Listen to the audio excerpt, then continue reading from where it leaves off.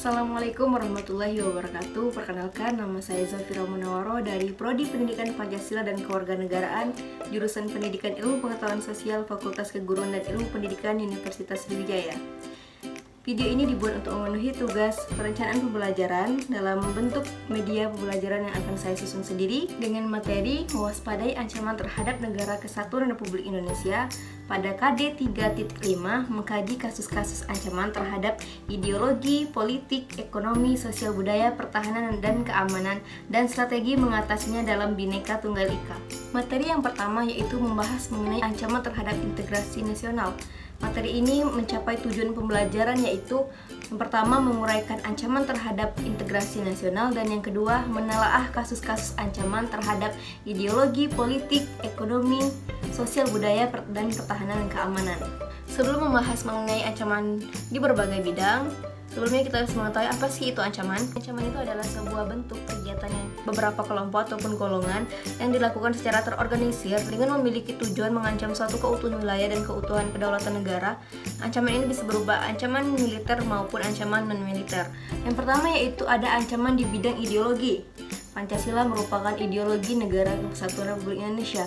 Ancaman yang terjadi pada ideologi yaitu ancaman yang berbentuk ada keinginan dari suatu golongan untuk menggantikan ideologi Pancasila kepada ideologi yang lainnya. Pada ancaman di bidang ideologi ini pernah terjadi di Indonesia, yaitu yang pertama pemberontakan PKI di Madiun itu pada tahun 1948 di Jawa Timur. Yang kedua yaitu pernah terjadi ancaman yang dilakukan oleh DI atau TII yang akan menginginkan negara Indonesia itu menjadi negara Islam Indonesia atau yang biasa disingkat dengan NII. Dan yang kedua yaitu ancaman di bidang politik. Ancaman di bidang politik bersumber dari luar negeri maupun dalam negeri.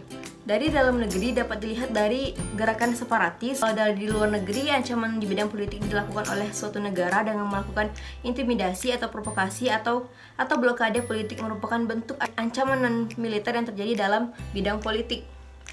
Salah satu contoh ancaman di bidang politik ini yaitu gerakan separatisme, di mana gerakan separatisme ini adalah gerakan suatu kelompok yang ingin memisahkan diri dari Negara Kesatuan Republik Indonesia. Hal tersebut tentunya akan mengancam suatu keutuhan dan kesatuan yang ada dalam Negara Kesatuan Republik Indonesia. Selanjutnya yaitu mengenai ancaman di bidang ekonomi. Ancaman dalam bidang ekonomi ini terdapat dari dua faktor. Yang pertama ada faktor internal dan yang kedua ada faktor eksternal. Ancaman internal ini berupa adanya inflasi, pengangguran, infrastruktur, maupun kebijakan ekonomi yang merugikan rakyat. Sedangkan faktor yang berasal dari eksternal yaitu yang pertama, ketergantungan terhadap produk asing ataupun ketergantungan terhadap kerjasama antara negara yang sudah maju dan negara berkembang. Dan yang kedua itu daya saing rendah, karena produk yang dihasilkan itu belum mampu untuk berlangsung dengan bersaing dengan produk negara lain. Dan yang ketiga itu kinerja ekonomi yang buruk. Itu merupakan bentuk ancaman yang terjadi pada bidang ekonomi. Dan selanjutnya itu mengenai ancaman di bidang sosial dan budaya. Ancaman sosial budaya ini sudah tidak asing lagi kita dengar, yaitu pada kehidupan sosial masyarakat kita maupun budaya yang melekat di daerah lingkungan kita, yang sehingga adanya faktor yang membuat terjadinya suatu ancaman sosial budaya yang terjadi di sekeliling kita. Ancaman sosial budaya ini biasanya muncul dari adanya pengaruh negatif dari globalisasi, seperti munculnya gaya hidup yang konsumtif, munculnya gaya hidupnya hedonisme yang itu biasanya menyerang pada generasi-generasi muda.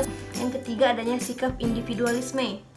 Hal tersebut muncul karena ada faktornya dari globalisasi, yaitu kecenderungan diri untuk menjadi pribadi yang sangat individualis sehingga tidak ingin bersosialisasi dengan lingkungan masyarakat di sekitarnya. Yang keempat munculnya gejala westernisasi, yaitu gaya hidup yang selalu berorientasi kepada budaya barat, yang sebenarnya budaya-budaya barat itu tidak dilarang untuk masuk ke Indonesia. Hanya saja kita harus mampu untuk menyaring budaya-budaya tersebut sehingga tidak melanggar nilai-nilai Pancasila yang ada.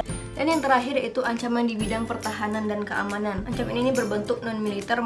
Ancaman militer ini berupa agresi, pelanggaran wilayah, pemberontakan bersenjata, sabotase, spionase, dan aksi teror bersenjata yang mengancam ancaman laut maupun darat.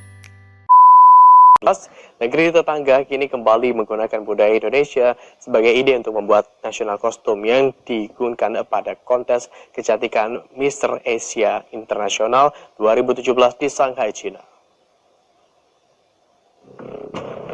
Malaysia kembali menggunakan budaya Indonesia sebagai ide untuk membuat kostum nasional yang digunakan pada kontes kecantikan Mrs. Asia International 2017 di Shanghai, China. Budaya tersebut adalah wayang kulit.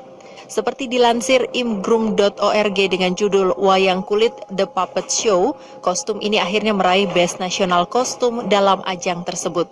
Dalam ajang ini, Malaysia diwakili oleh Cilaca yang kemudian juga memenangkan gelar Mrs. Asia Internasional.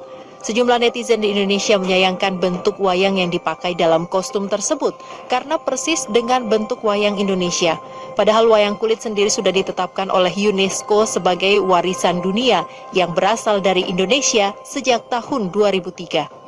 Sebelumnya dalam ajang Miss Grand International 2017, Malaysia juga menggunakan jaran kepang atau kuda lumping yang merupakan salah satu budaya bangsa Indonesia dari Ponorogo. Demikianlah penyampaian materi pada hari ini. Jika ada kesalahan saya mohon maaf. Saya akhiri, wassalamualaikum warahmatullahi wabarakatuh. Sampai jumpa.